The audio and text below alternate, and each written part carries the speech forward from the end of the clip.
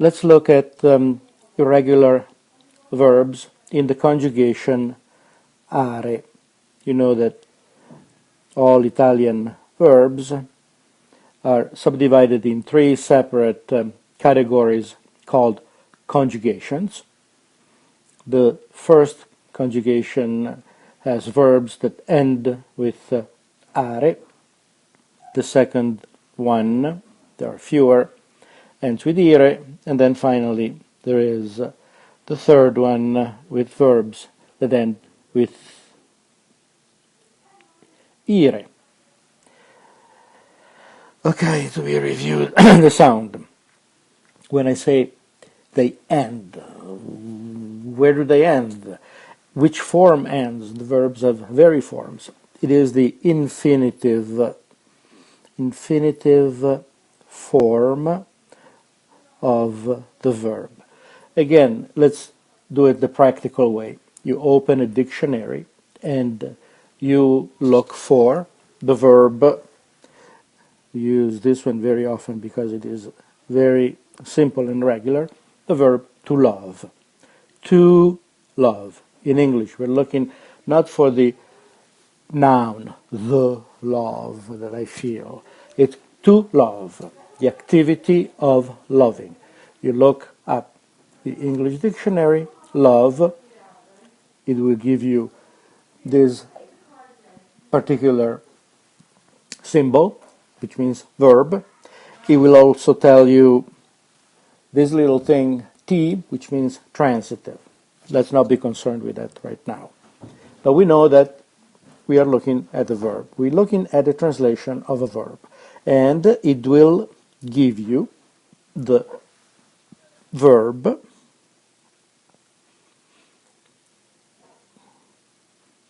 in its simplest possible form. Amare. Amare doesn't tell you who is doing it, when it has been done, in under what conditions, if it is in the past, in the present. It has simply the function of telling you what the action is. It is the action to love. This is the infinitive form in English with a to in front, and this is the infinitive in Italian. We separate the two parts, the last three letters, the ending, are, and all the verbs that end with are belong to what we call the first conjugation.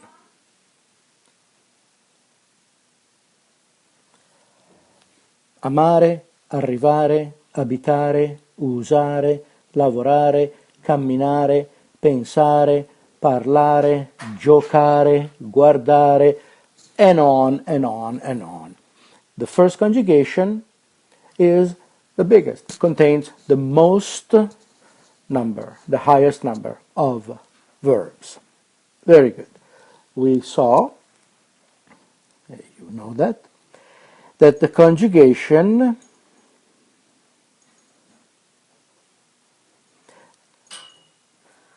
has each person we call, noi, let me do it this way, loro.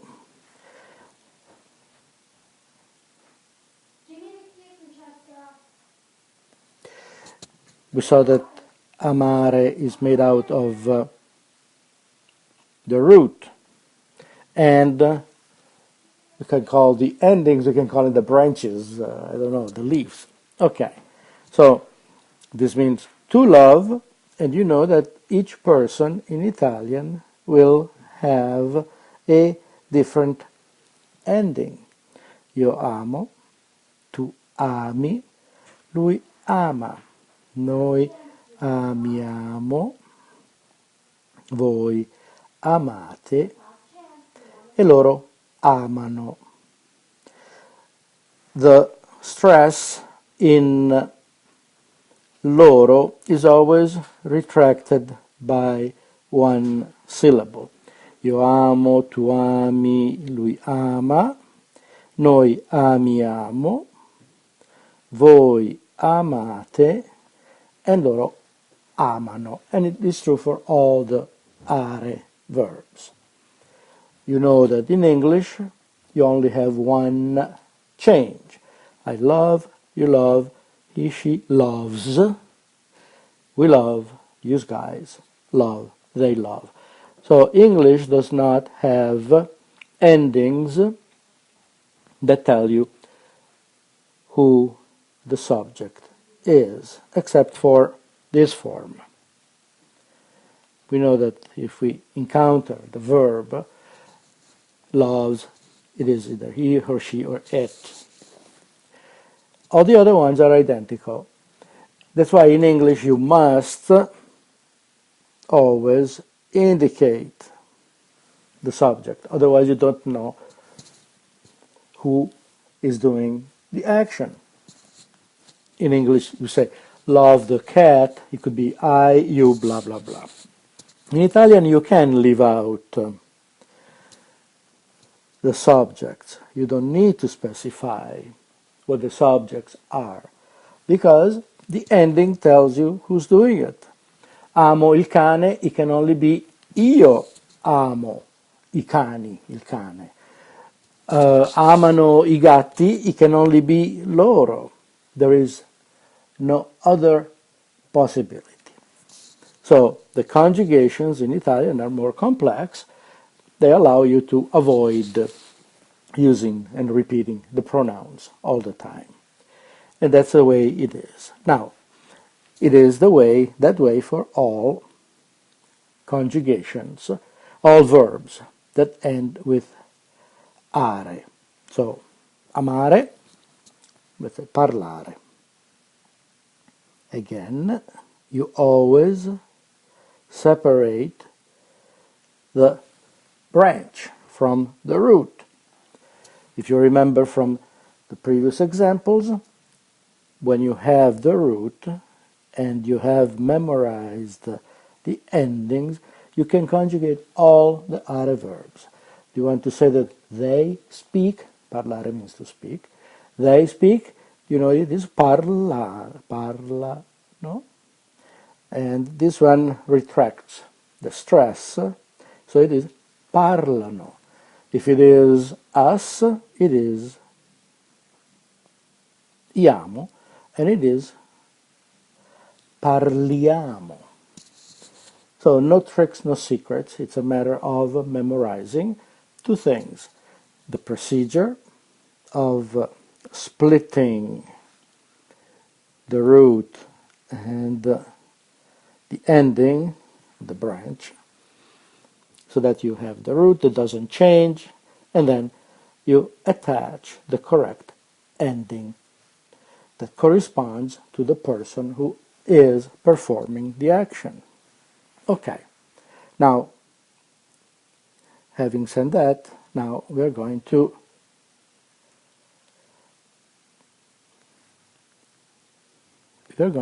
introduce verbs that are irregular and that we need to know. Notice that I didn't even put the subject pronouns, because we know each one of these verb forms, we know the meaning. Let's take the verb, the most important are verbs that don't conform to this particular structure, that have variations, that do not follow the rule that we have learned so far. And I should have put amare here on top. I didn't. I'll put it down here. Amare. The verbs are stare, fare, and, oh, I have to squeeze it, andare. I'll use another screen and I will repeat. Stare, which means to be, to stay. fare, to do, to make, and andare is to go. They're the most frequently used verbs in the language, and because of that, they are the ones who have the irregular forms, because they undergo such an abuse, use and abuse, and erode and change all the time, that they develop irregular forms. Anyway, let's go here. I'm going to write it smaller. Amare. And then stare. Will it fit? Yes. Fare. And andare. And you know again, amo, ami, ama, amiamo, amate, and amano. Let's look at stare. Io sto, tu stai, lui or lei sta. Noi stiamo, voi state, e loro stanno. If you look at it carefully, you realize that in this verb, the root doesn't change, and that we have some irregularities in the endings, stai and stanno. Not all the endings are irregular. Some are perfectly identical to the regular pattern, but a couple of them are irregular. We call that an irregular verb because it doesn't follow the regularity. The irregularity can be either in the root or the ending, and we'll see. Fare, faccio, fai, fa, facciamo, fate, fanno. This is more complicated because all of a sudden, well, we would expect the root to be only F, and all of a sudden we have this syllable. Where is it coming from? I'll tell you later. So obviously here we are dealing with something different, a phenomenon that's different. Io faccio. Again, here the root is F, and we find fai, fa. This happens to be regular, root and ending. Root, ending, look at ama, root, ending, and here we have root and ending. Facciamo, irregular, fate, root, ending, perfectly regular. And then here again another irregular. So you look at this, faccio, fai, fa, facciamo, fate, fanno. It has to be memorized the way it is.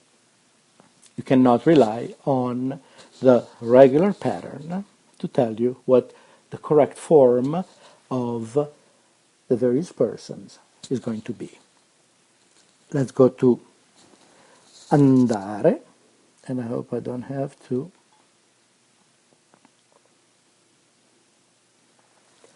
Andare, I don't have to put the example here, the sample, the model.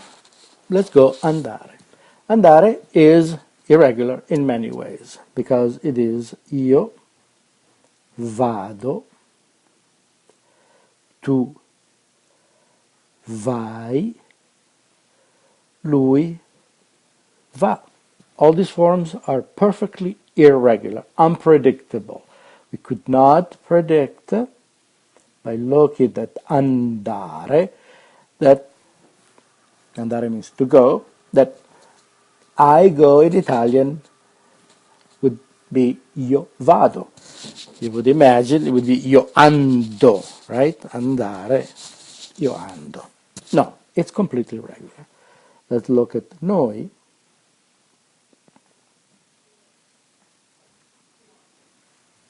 Surprisingly, this particular person is perfectly regular.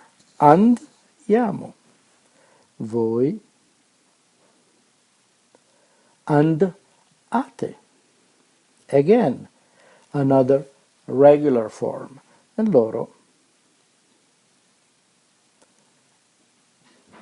vanno.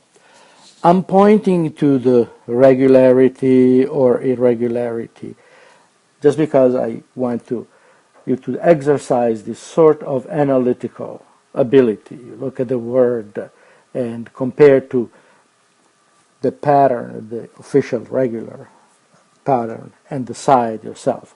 But this is not the way to learn it. The only way to learn is not analytically, but simply to strictly memorize. Stare, fare, andare must be memorized entirely, as if they were the rhymes of a limerick, or if they were the lines, the verses of a song or of a poem. And that's the only way.